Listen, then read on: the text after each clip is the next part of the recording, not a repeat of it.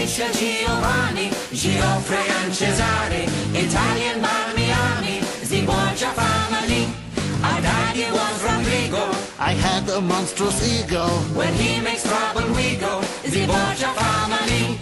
Our tale begins where Nathan Spain, its leaders were a shower, and I ran out of patience, so began my quest for power. I splashed my cash to all the papal cardinals in hope that they'd be bought. They were in short, and I became the Pope. More power than iota, Blood thicker than water, appoint my sons and daughter to run a dynasty.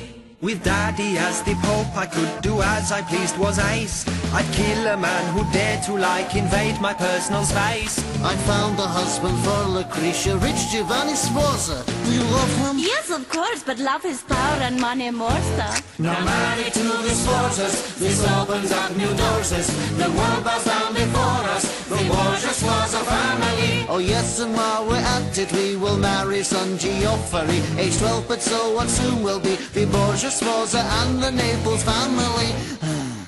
When the Sforza family eventually bores you, we'll just annul the marriage if he refuses to divorce you. Don't I get to say? Don't fret, for you another man I'll get, Alfonso of Aragon. I like him. This could go on and on. You like him, I've gone off him. His pretty face makes me wince. You killed him. Yeah, I'm the model for Machiavelli's prince. Giovanni ran the army, but Cesare said, No way, I'll kill you if you cross me, I might kill you anyway.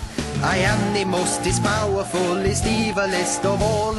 As long as Dad's alive, there's not a single chance I'll fall. Oh no. With suddenly low status, it seems the whole world hates us.